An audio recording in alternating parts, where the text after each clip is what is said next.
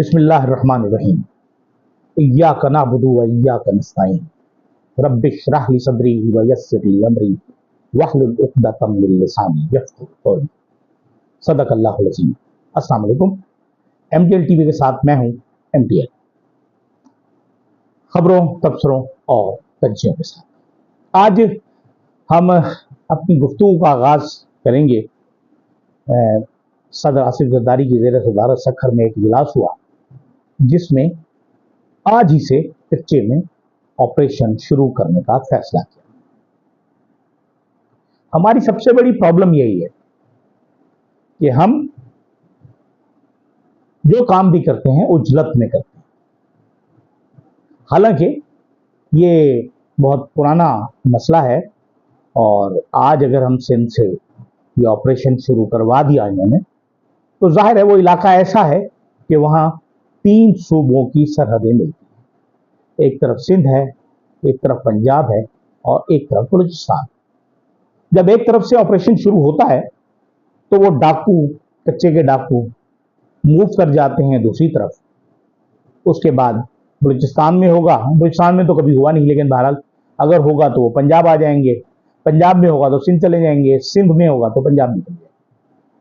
ये उज्जलत का काम है, कोई प्लानिंग नहीं कि रेंजर्स करेगी, सिंध रेंजर्स और सिंध पुलिस करेगी। जाहिर है सिंध रेंजर्स और सिंध पुलिस अगर कुछ करेंगे तो उनका जो दायरा इख्तियार है वो सिंध के सूबे तक है, ना बलूचिस्तान में है ना पंजाब में। तो इससे न सिर्फ उन डाकुओं को महफूज पनाहगाहें मिल जाएंगी बल्कि वो मजीद मजबूत हो जाएंगे। और वैसे भी उन्हें मजबूत करने के लिए बाबुल भैया जैसे लोग मौजूद हैं जो उनकी सपोर्ट भी करते हैं। पुलिस में काली भेड़ें मौजूद हैं, सियासतदानों में मौजूद हैं। तो जब तक ये खत्म नहीं होंगे उनकी सरपरस्ती वाले लोग, उस वक्त तक ये हालात ठीक नहीं होंगे। दूसरी तरफ अगर हम पाकिस्तान के हालात को देखें, ऑपरेशन अज़्म इस्तेहकाम पाकिस्तान शुरू किया करने का कल इंडिया दिया ऐलान किया वजीर आज़म नवाज शरीफ ने। और जहां तक मैं समझता हूं ये ऑपरेशन अज़्म पाकिस्तान, ये ऑपरेशन अदम पाकिस्तान हो जाएगा, क्योंकि इससे कोई फायदा होने वाला नहीं। क्योंकि ज़हनी तौर पर, प्रैक्टिकली, अमली तौर पर अगर हम देखें तो इस वक्त पाकिस्तान में जो कुछ हो रहा है, हमारे जो इंटेलिजेंस इदारे हैं, जो हमारी जो कानून नाफिज करने वाले इदारे हैं, वो जिस तरह का अमल कर रही हैं उसमें कम से कम बलूचिस्तान तो एक तरफ हो गया है।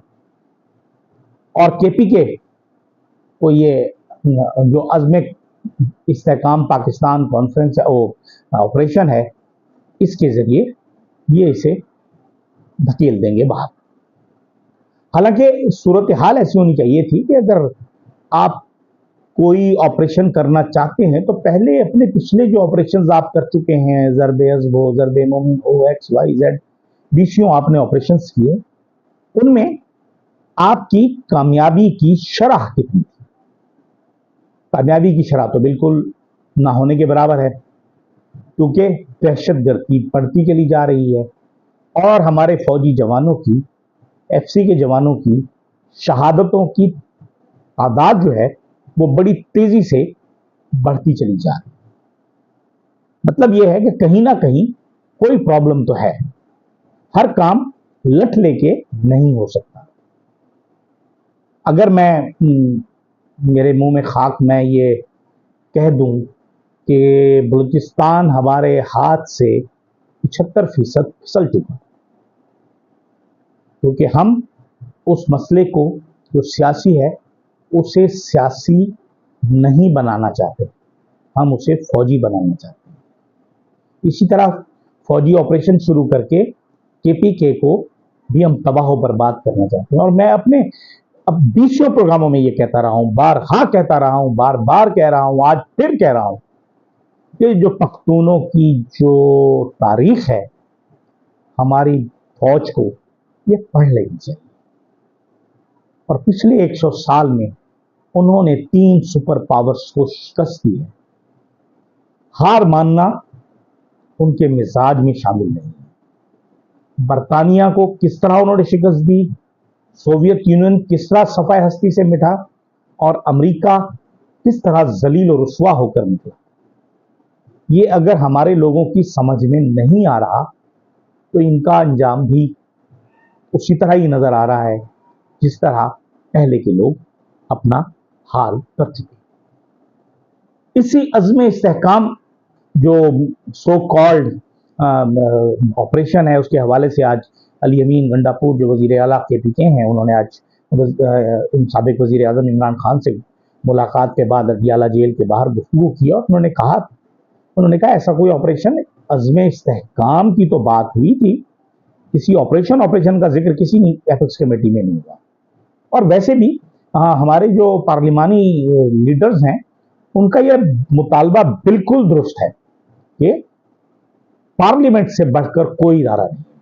आप पार्लियामेंट का इन कैमरा इजलास बुला लें, उनमें ब्रीफ करें, उनके सवालात के जवाब दें, और फिर अगर बहुत ज्यादा मुमकिन है तो आप उस पर अमल करें। वरना हम आखिरी कील ठोकने जा रहे हैं अपने इस वतन को की तबाही के लिए। कायदे आज़म का पाकिस्तान तो 71 में खलीज बंगाल में डूब गया, बाकी बचा खुचा जो है उसको भी हम दबोना ही चाहते हैं।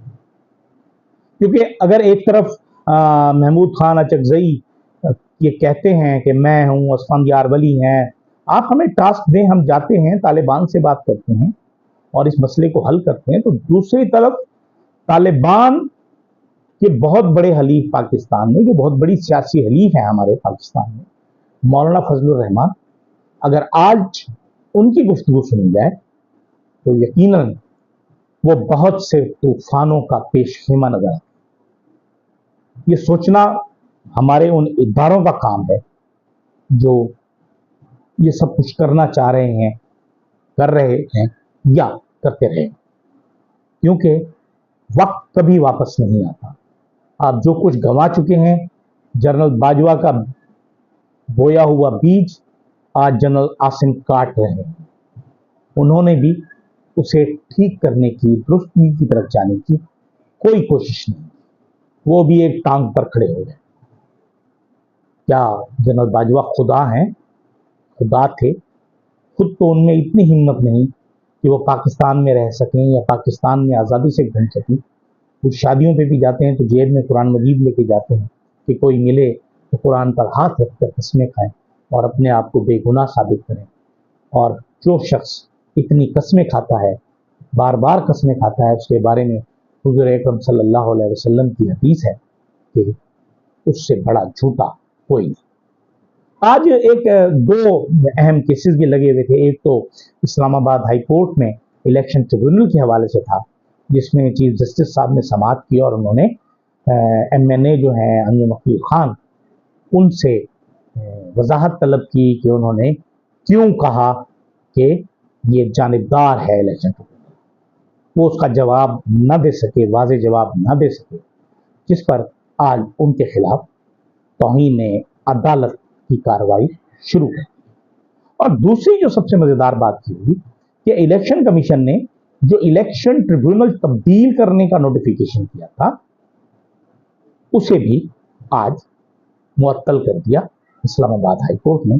साथ ही उन्होंने कहा कि ये क्या आपने ऑर्डिनेंस इशू करने की फैक्ट्रियां लगाई हैं, क्या मसला है? जब पार्लियामेंट मौजूद है, कानून मौजूद है, आप उस कानून के तहत काम कीजिए, आप क्यों अपनी मर्जी से सारे काम कर रहे हैं?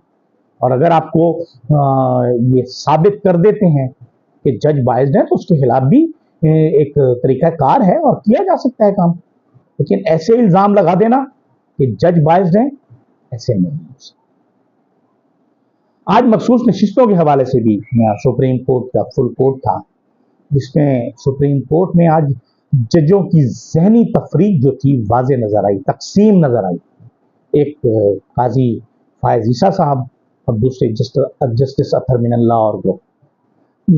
قاضی فائز صاحب تو بار بار یہ کہہ رہے تھے، ٹیکنیکل سوال کر رہے تھے اور بڑے معصوم بنے ہوئے تھے، پتہ نہیں بچے ہیں، دودھ پیتے بچے ہیں، شاید ابھی تک وہ فیڈر نہیں چھوڑا انہوں نے، حالانکہ اکتوبر میں ریٹائر ہو جائیں گے، 65 سال کے ہو جائیں گے. انہیں یہ پتہ نہیں ہے کہ اس وقت کے جو حالات تھے وہ تحریک انصاف کے لیے کیسے تھے، بلکہ صرف اس وقت کیوں، آج کیا ہو رہا ہے، آج کیا ہو رہا ہے یہ انہیں نظر نہیں آ رہا.